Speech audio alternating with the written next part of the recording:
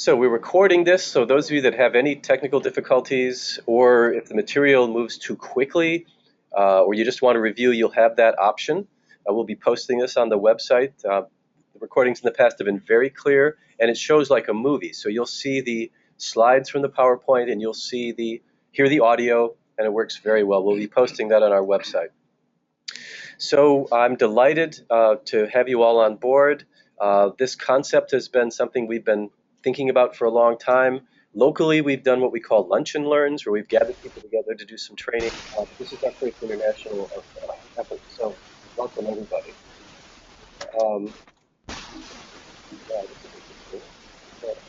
Move my slides. We were getting some feedback.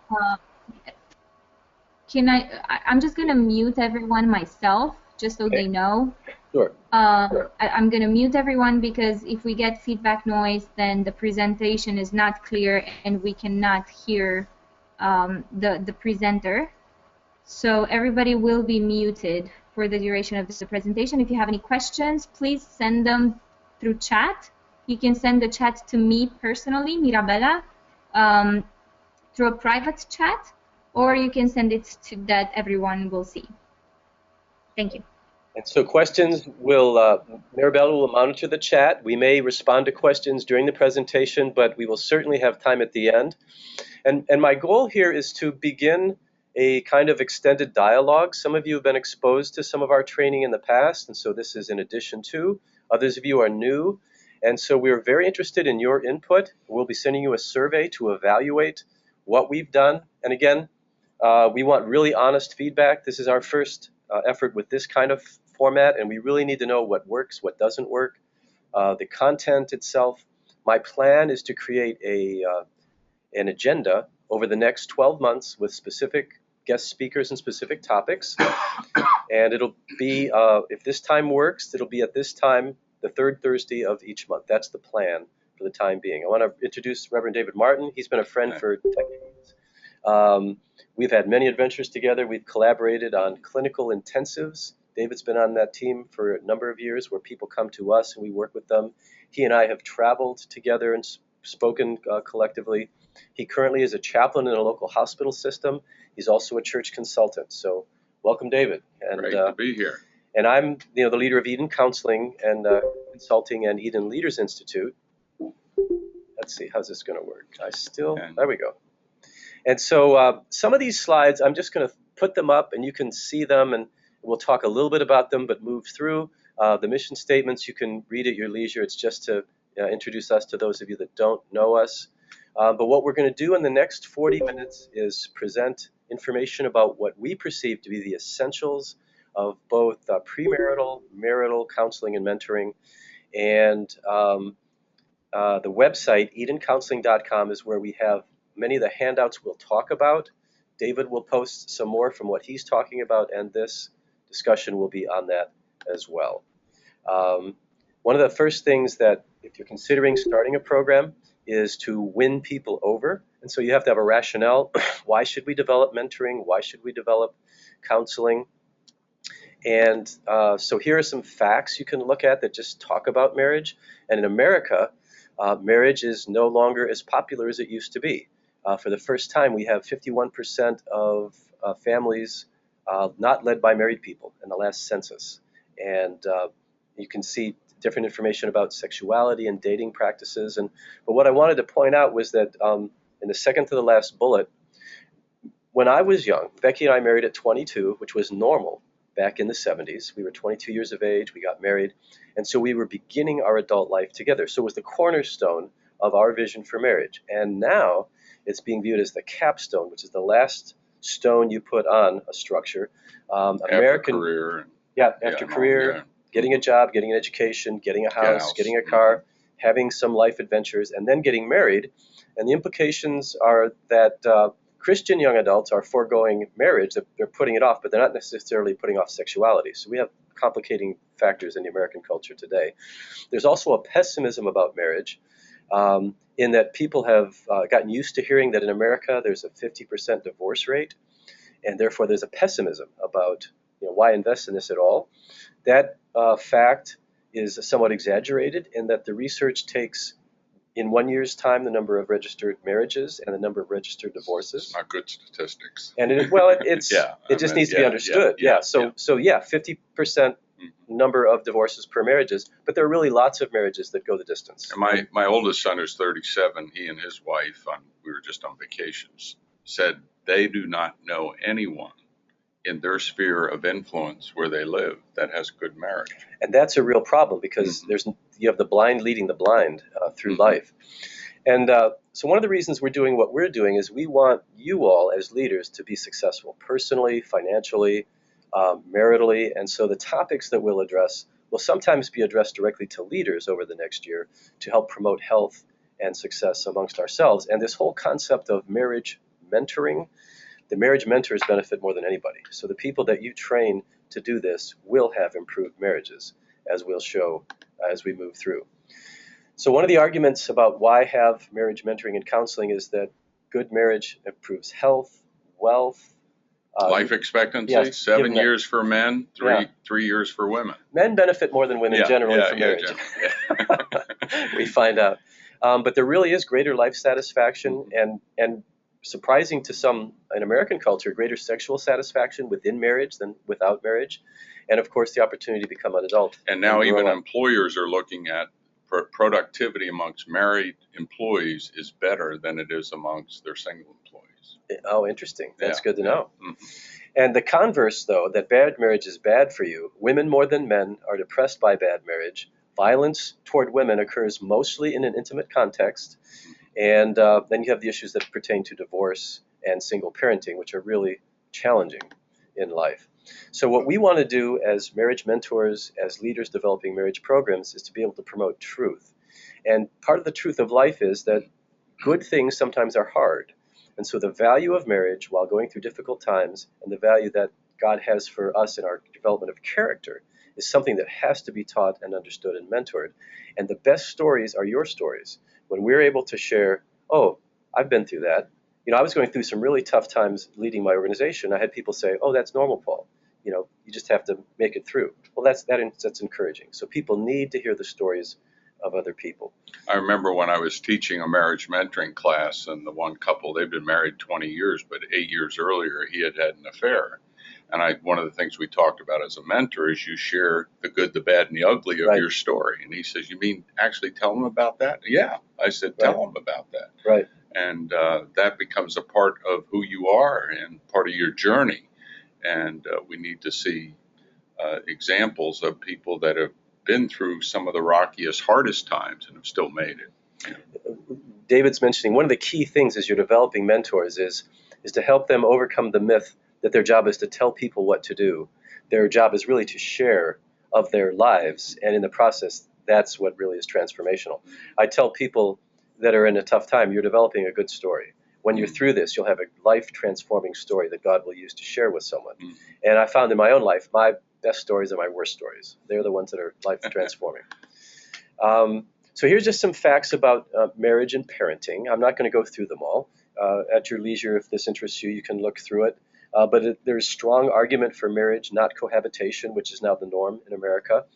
And but just knowing truth, so that if you look at that last bullet, 67% of couples say satisfaction drops with children, and that's very true. And so we need to be helping people anticipate when they come to the childbearing time. It doesn't mean their marriage is over. Well, it that just got to be more intentional. And the problem is in America, this is a high level of incidence of adultery. Yeah. And so we need to be mentoring people through these times so that they're enjoying the great times of being a parent, but dealing with the diminished intimacy, diminished time, diminished energy.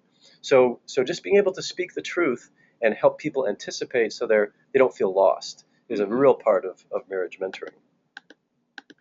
Well, when you think of the fact also that in the year I was born, 1950, only 4% of children were born out of wedlock. Now it's 38%. Right. And higher among certain minorities, you're telling me. Yeah. 72% amongst African Americans. Yeah. So this is just another slide about facts. If we understand certain truths about life, we can help people anticipate and deal with it. And so these are 3 high-risk divorce scenarios: death of a child, adultery, and a gastric bypass surgery is a surgery that you use to alter your body weight, and some people don't adjust to the new identity that they have in that. So again, if we anticipate these sorts of things, we can come alongside people, we can develop people who can mentor specific high-risk issues, and we can have more successful marriages and less divorces. So as we're arguing for the value of mentoring, Satan is a prowling lion seeking whom he may devour. And we live, in America at least, in a consistently growing state of isolation, with people not even going to the movies anymore. So sitting at home, dealing with just a few friends. I had a woman in a conference ask me, well, I have really strong family relationships. Isn't that enough? And I said, no, because the consensual wisdom is limited to your family. It doesn't have the breadth that the church has with variety of experiences. So we really need to develop a mindset for young people that you need to stay connected, or older people, you need to stay connected. You need to have new input all the time and be sharing of yourself. That leads to health. We have a Proverbs that describes, he says, I see the fool, and he's being tempted. The seductress takes him in, and he's alone. He's isolated. He's not accountable.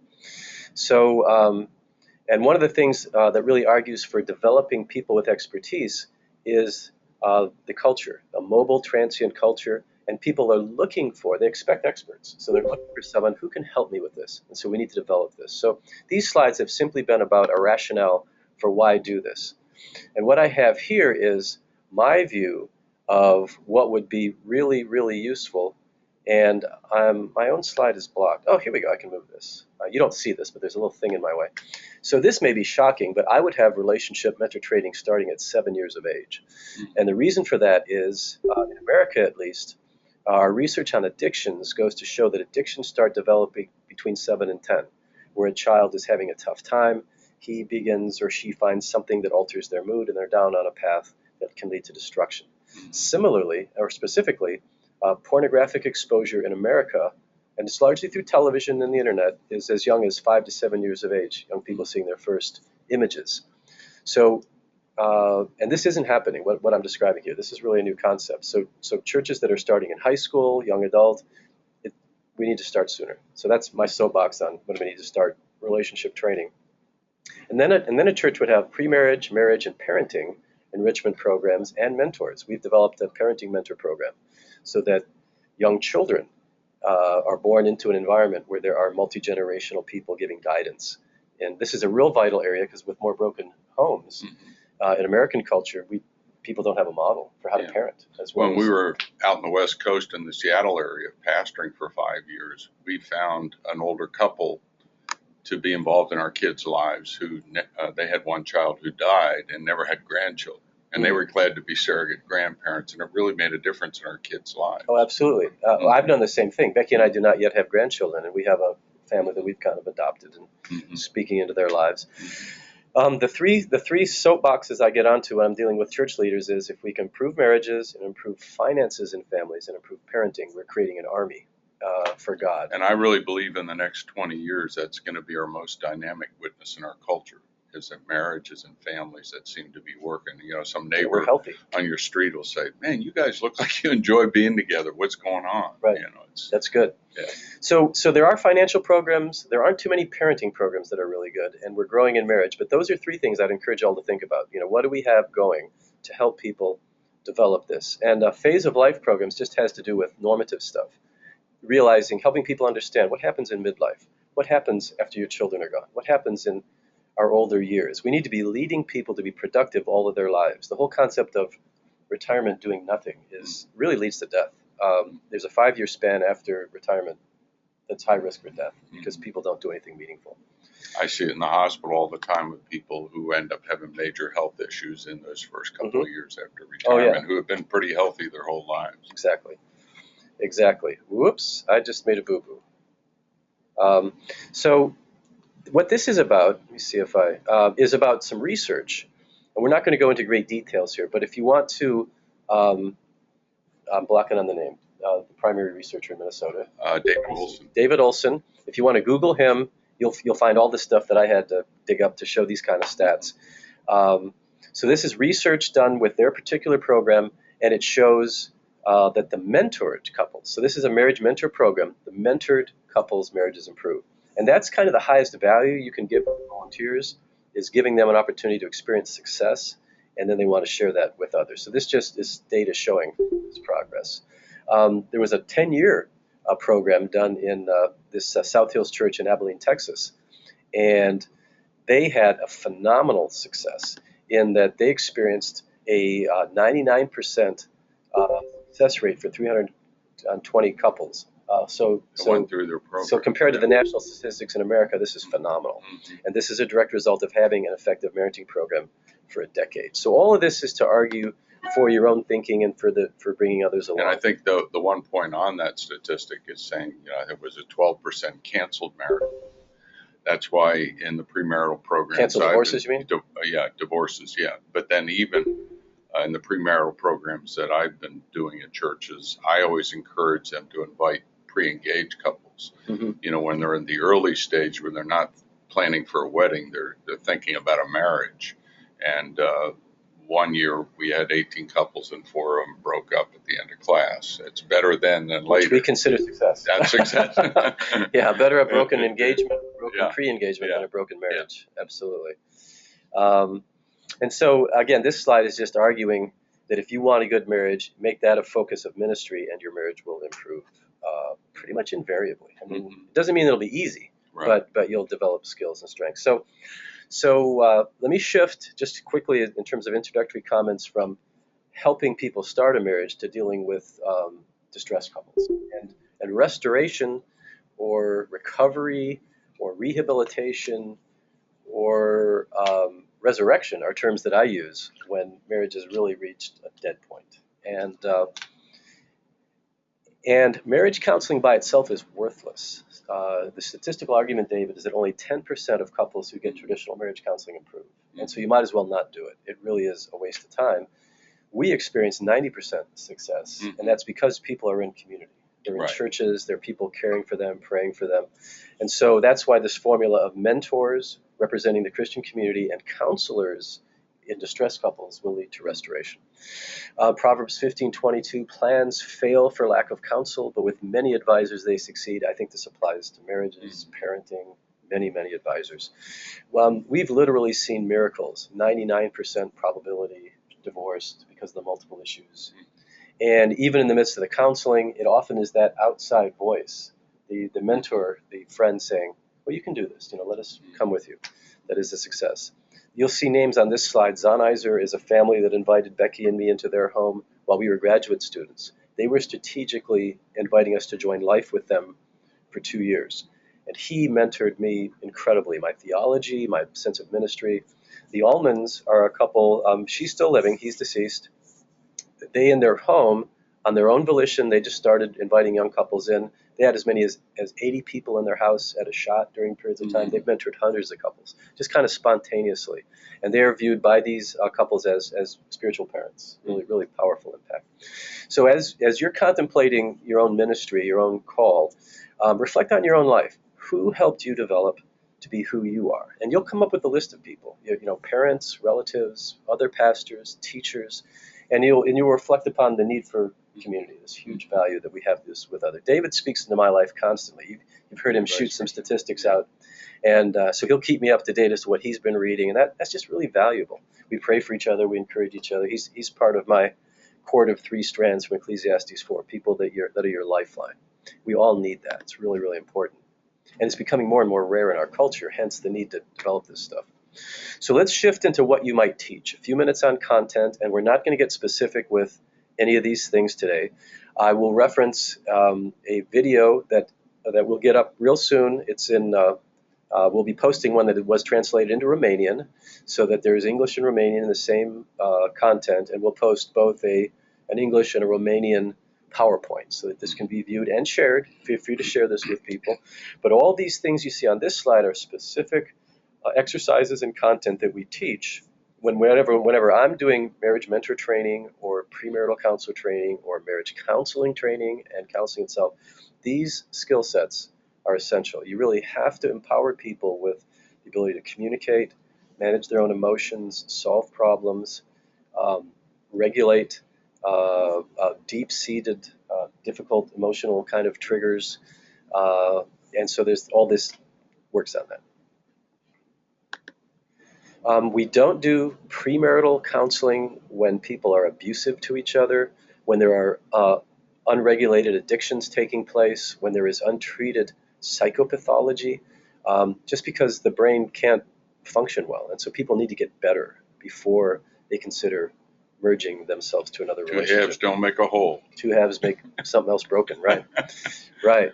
So these are just a list of some things that we test for whenever we're doing this. We interview and test for, and we can train in how to do simple screening, this sort of thing, so that you're not You don't have to be a licensed psychologist to do this. not to, some of this stuff is so blatant, but you do have to be able to speak into it and to be able to set limits sometimes and say, you need to do this or you do that. That's just sometimes the way we do. Let's talk a little bit about how to develop a program. I think you need to plan a year.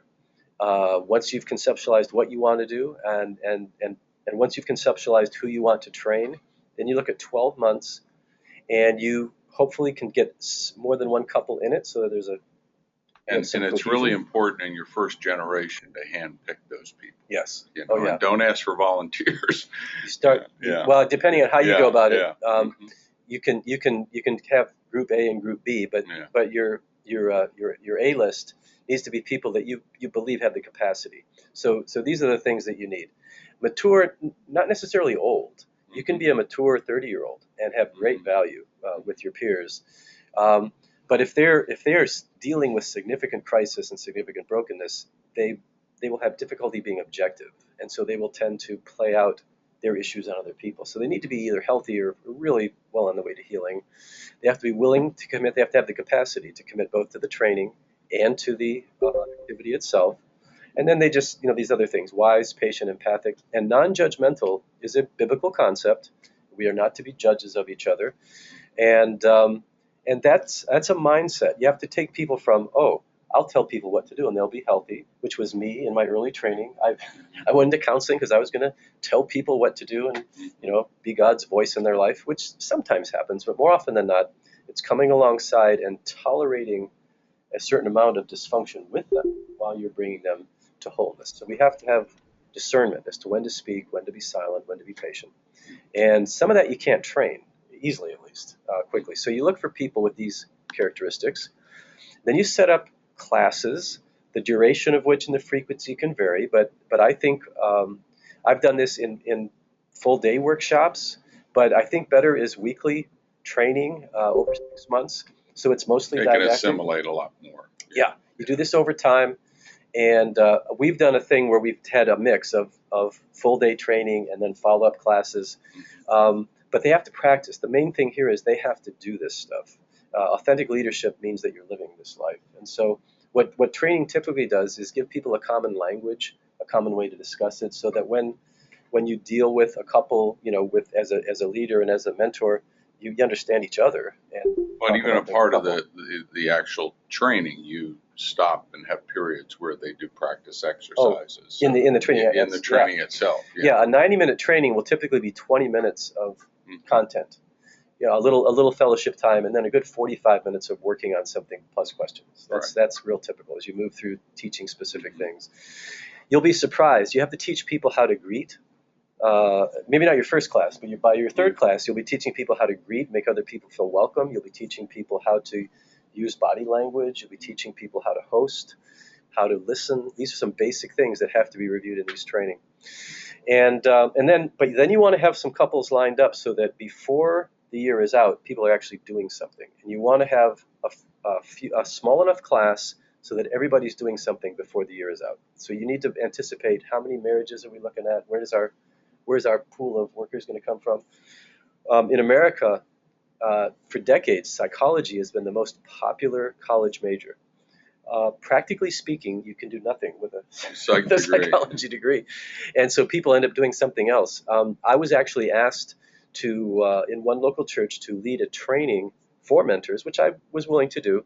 I told the leaders, it doesn't sound to me like you have a plan, and so nothing will happen. But I'll run your class. They had selected content, and I took them through, I think it was a 6-week program. Yeah.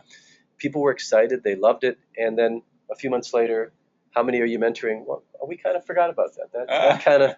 So this having a plan that goes the course of a year, structured, and then planning to get people doing something. So the last 6 months in the classes, you're like supervising. You're like people understand that their situation is going to be discussed and processed, and you're building a collective team who also will be learning how to consult with each other rather than functioning in isolation. Christ sent them out 2 by 2. We have to do the same thing. We send out a couple with another couple, not necessarily seeing the same person, but able to discuss and work together. So those are the critical elements there. Then once you finish the first year, to have a program, you have to have periodic training, review, follow-up. And then if you have a large church, you would be running successive classes. This might become an annual kind of thing where you're training new mentors and that sort of thing. Southeast Virginia is very transient. So we'll train somebody up. They'll be with us for 2 years, then they're gone. So we have to keep working resources like that. So let's talk about mandatory. That's like, in terms of both our experience, David and I. We have several churches, Eden does, where we are their counselors. And so they meet with a pastor, a couple getting married meets with a pastor. Then they meet with us for 5 sessions. We use the Prepare test, which has a fee. Is it $40 now for online? It's $35, I think, still. $35. So in our culture, that's affordable. Yeah. And where we can't do that, I have methods of interview that cover some of the same ground. But they take a test. They meet with our counselors. In the first session, the test is interpreted. And then in the last 4 sessions, we always do budget, communication, and conflict management, expectations in terms of roles, family, friendships, and then there's growth areas. There are growth areas that come forward in their profession. But a minimum of 5 sessions. The couple can opt for more if they need it, and then we send a report to the pastor, and off they go. When it's a second or third marriage, they often need more. They already are carrying some baggage, and they need a little more help with that. It's like one lady, I always say in the first session, every one of us come into marriage with junk in our trunk. Some have a trunk full, some people have a truck full. And this one woman, she was 55, remarrying after being divorced for 10 years. She said, I may have a semi. I was going to say, you could have a Mini Cooper or you could have an SUV. David, talk about what you do. So here's a group model, a mixed model, actually. I have a contract with a local church that I have a close relationship with the pastoral staff, and I've been doing this for about 17 years. And it's largely an African-American church, and so we do a 4-month class. We only meet once a month for 2.5 hours, and then every couple is given assignments every week so that they have to apply what's been taught in class, and then I'm in an email correspondence with them, sometimes qualifying questions and so forth. They have to let me know when they're meeting, the accountability, when they're meeting for at least 2 hours a week to specifically deal with the assignments that we've been giving them. They all take the Prepare test, and then for those of you who aren't familiar with it, you get a 24-page report back on that couple. It looks at their agreement in 10 major areas of marriage, looks at their family of origin, looks at some personality issues, which really gives you a good basis to see, is this a conflicted couple? Is this a vitalized couple? And so forth. And then they can contract with me then if they get part of my contract is do one 90-minute session, which is never enough individually. And then they can opt to meet with me further at their own expense.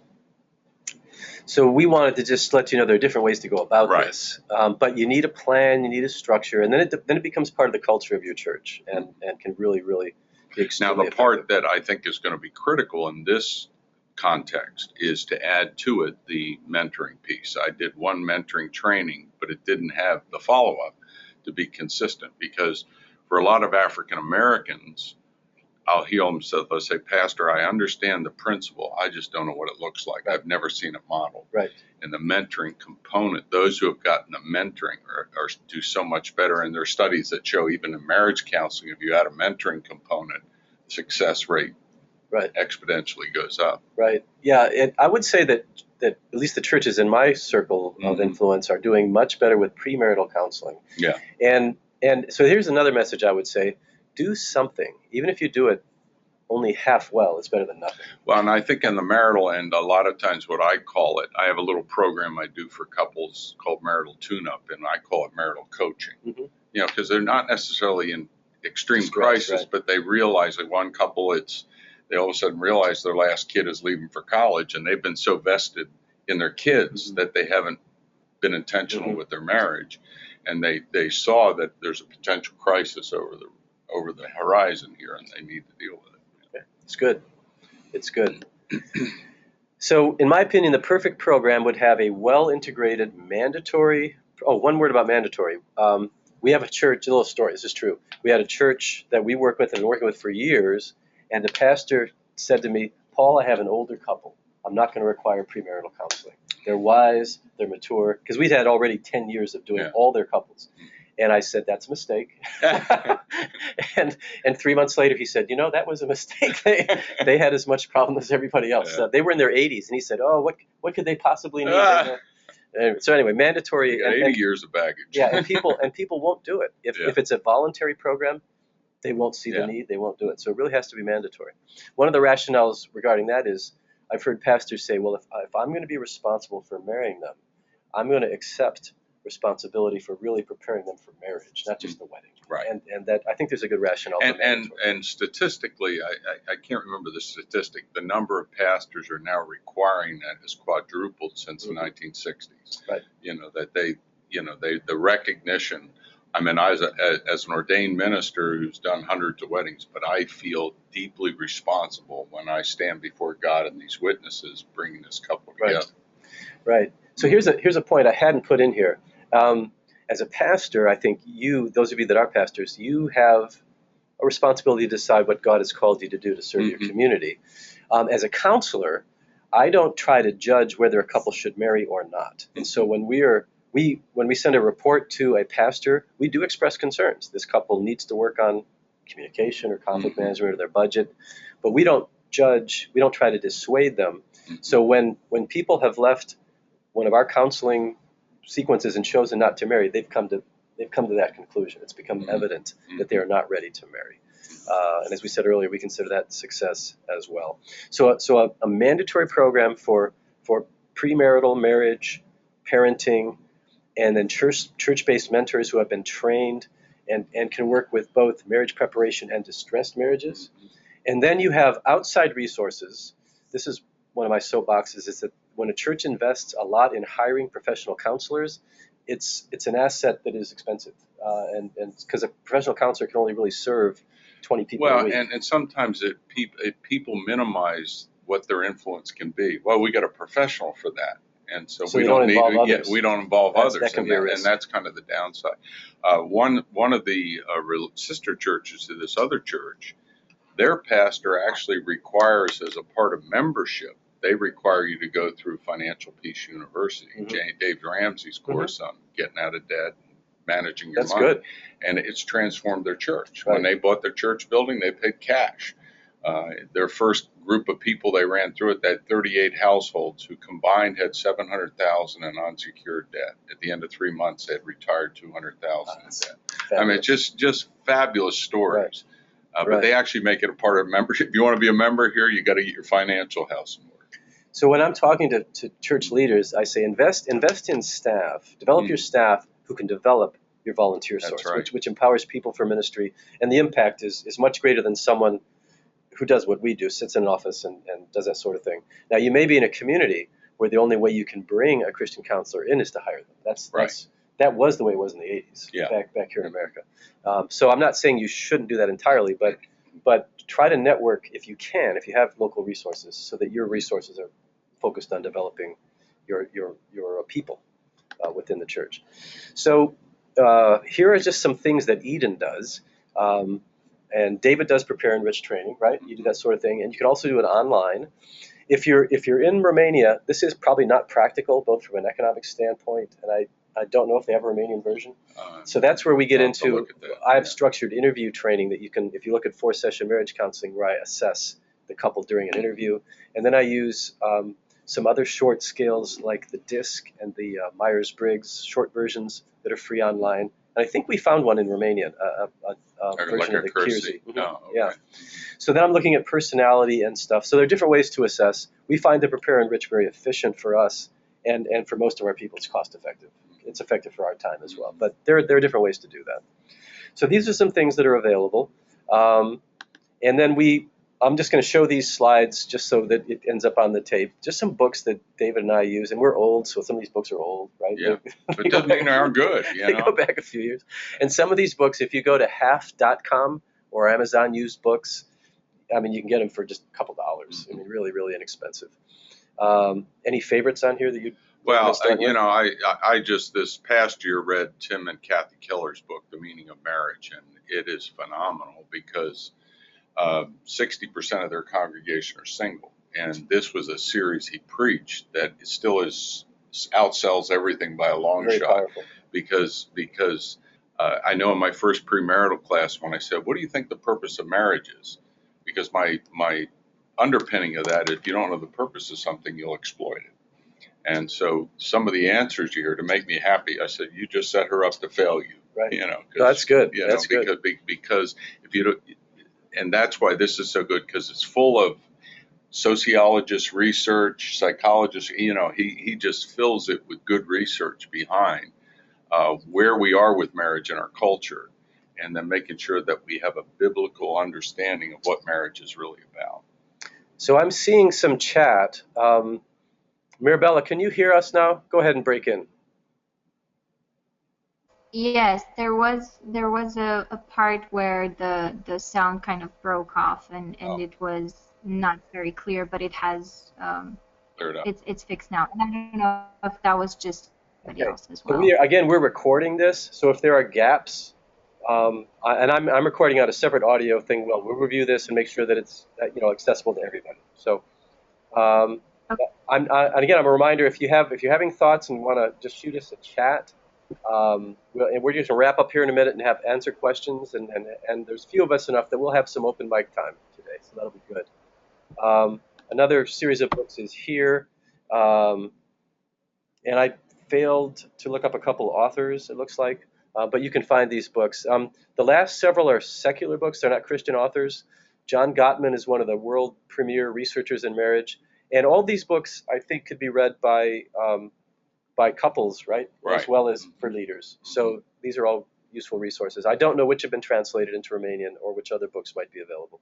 And this is the kind of thing that would be really helpful from you all. As we're doing these things, and you see that we could add valuable content, send it to us. If you have a resource that's good, right. We want to create an ongoing dialogue. We'll post useful resources as we move along here. So we just, last night, David and I just quickly threw down some things that we thought would be useful, but you may have some really good resources to share, and we would love to see that. So that is our presentation.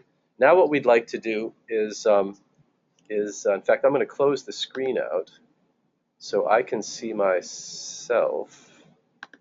How's this going to work?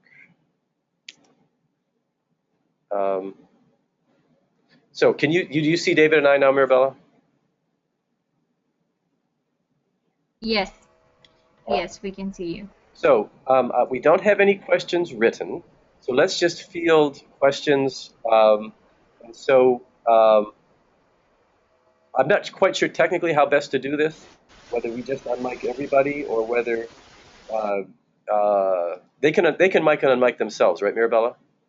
Yes, that would be the best thing to do, because if everybody turns on the mic at the same time, there will be a lot of feedback, and that will make it difficult to hear. So whoever is speaking can unmute themselves, or if they don't know how to, they can write to me via the chat option, and I can unmute them.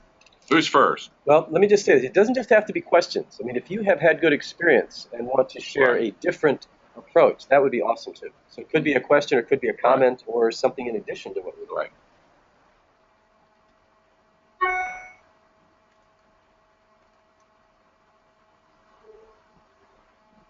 We heard a ding, but I don't hear any voice.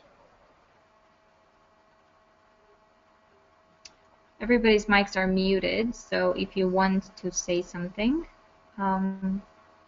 unmute. Well, do you And have to unmute them so they can unmute themselves? no, they should be able to unmute themselves. Okay. But I can unmute someone if if they write to me. But I'm wondering if somebody has a question in Romanian, I could translate. Exactly. I could offer that. Dacă cineva are o întrebare și dorește să pună în limba română, putem să traducem întrebarea, dacă nu știți exact cum să formulați în engleză.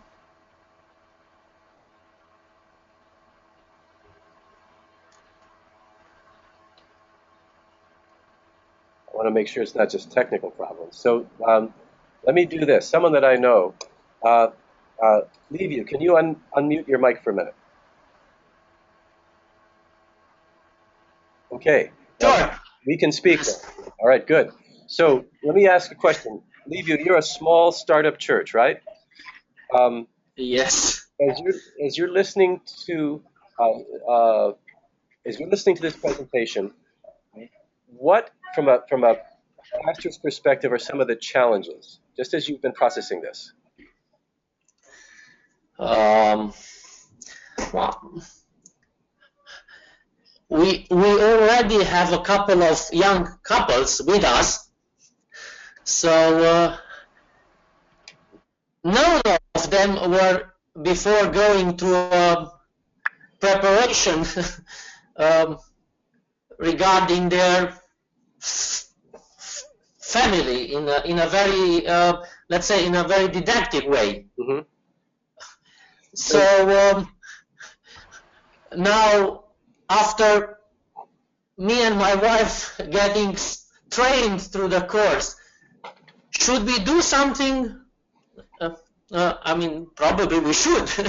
That's because this is why we are listening to you. Yeah. Of course, we had them read some books, and we talked to them according to what we thought it's wise and good for their years. But what steps would be necessary at this point right now? So I have no question because I have first. You've sparked some thought that I have. So that's actually a great way to start. If you find a book, a resource that you think would be useful, and you get someone else to read it, and you just talk about it, that is a great beginning. And then if you are comfortable, as you're talking about these things, you and your wife share from your own life experience, appropriate application. A big part of the kind of context you're talking about, one-on-one, and we didn't talk about this, just listening to each other's stories. Yeah. That's a big part of this. So you start, let's say you don't have a program, you just want to do something, you just get together and you say, tell me how you met.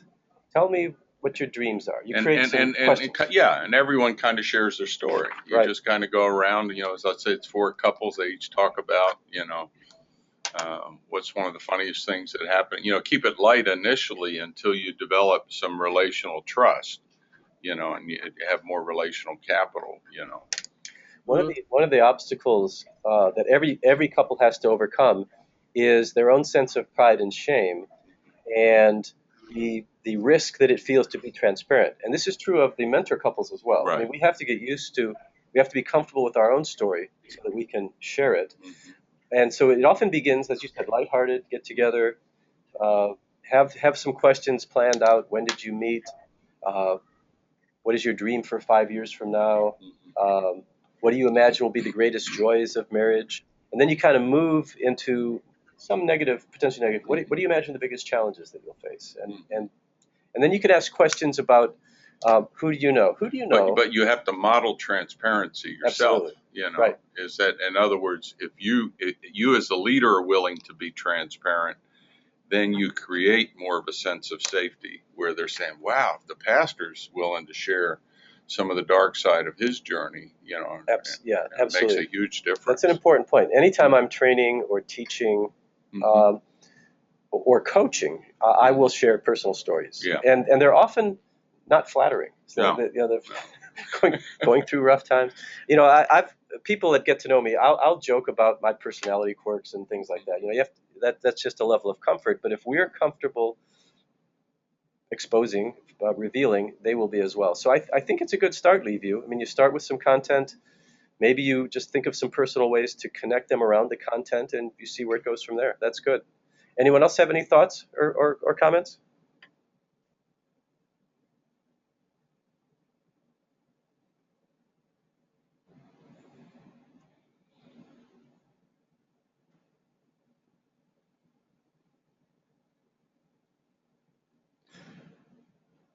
So in the next few minutes, let me ask you this. This is the first time doing this. We presented some content.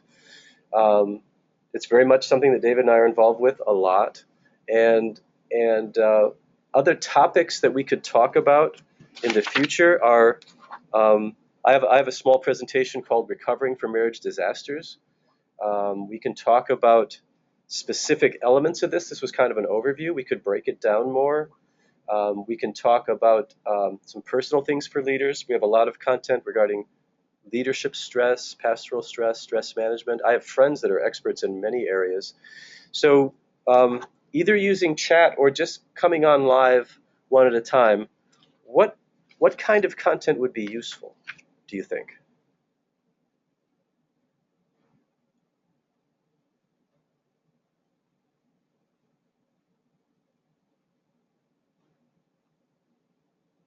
Type it or tell us. Type it or tell us. Don't be shy.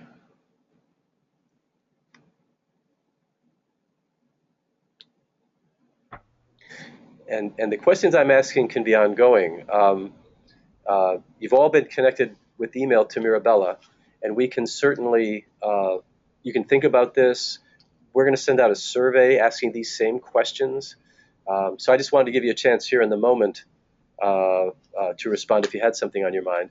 But we will circulate a survey. We will be inviting you to communicate with us more. And I haven't set the topic for July, but we will plan it's Eastern time, 12 o'clock noon, which is 7 o'clock in Romania, 9 o'clock on the West Coast, to do this again. My inclination is to kind of stay with the marriage theme and to present on recovering from marriage disasters, which I'll define and talk about. But we're open to other content as well. So, you have any closing thoughts or comments, David? Just start. Even if it's starting small, you start someplace. And like Paul was suggesting, even get a few couples together and kind of talk about what they see some of the needs are, within your faith community, and how can we do this together? Because if you can get a small team of 2 or 3 couples to start, it just makes, it's getting a starting place. Don't feel like you got to put a huge program together immediately. That can be overwhelming. But the important thing is to start somewhere. And then, to me, starting somewhere starts with your own marriage. So along that line, my wife and I have been talking about doing this for a while.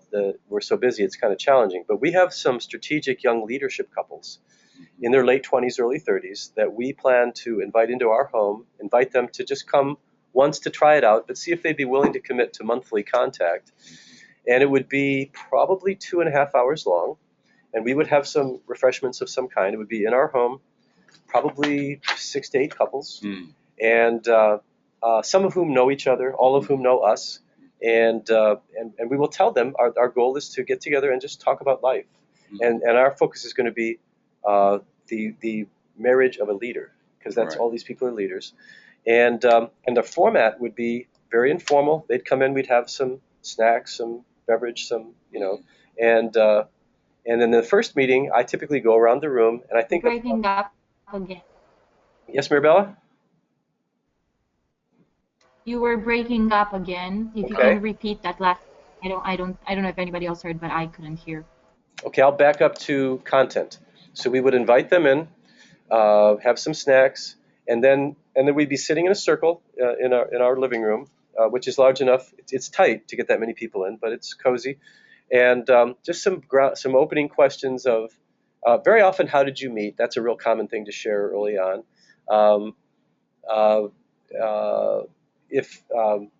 Then we may have some kind of vision questions. Many of them won't have children yet. What are your thoughts about parenting? We just throw some things out that are beginning to disclose not too intrusive the first time, whereas Becky and I will share freely of ourselves. And then we would get together the second time and pretty soon go, these are very competent people. We'd go pretty deep pretty soon, and we would probably do a little sharing about the critical issues for leaders, as in anybody, are managing their own conflict, managing their time, managing stress, setting appropriate boundaries around their marriage and other ministry demands. So pretty soon we would be talking about things that I think would elicit in this group some very transparent, practical kinds of things. We would model not telling people what to do or making judgmental statements, but we would be inviting people to amongst each other to encourage each other with guidance.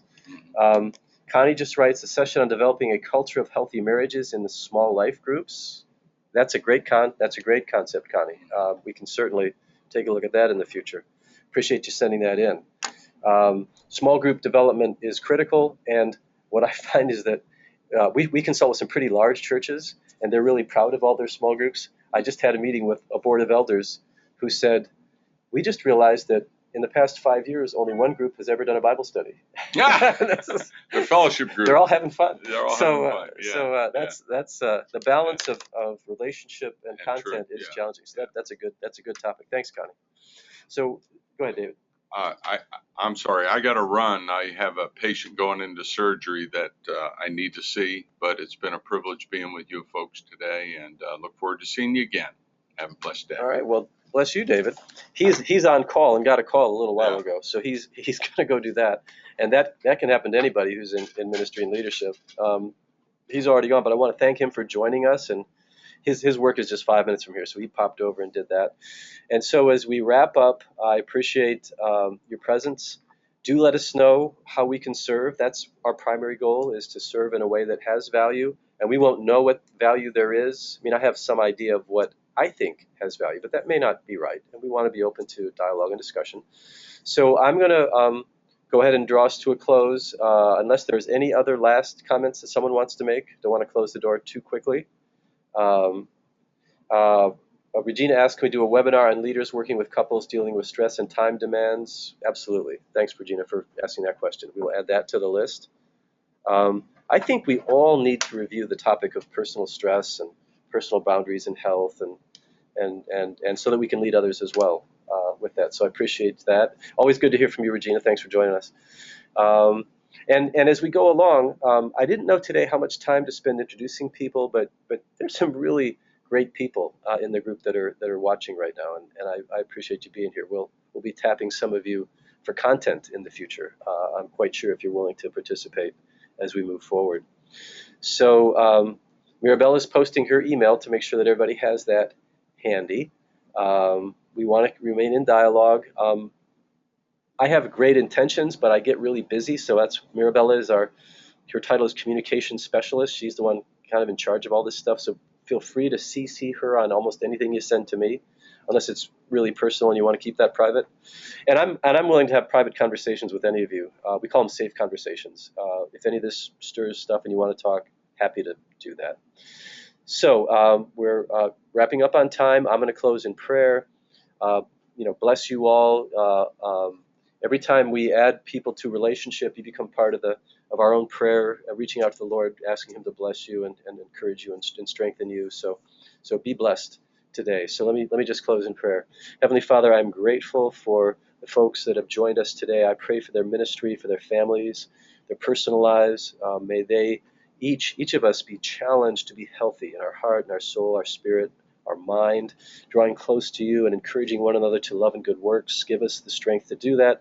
Help us with technical stuff. Help us to figure out how to do this well so that it is honoring to you in many, many ways.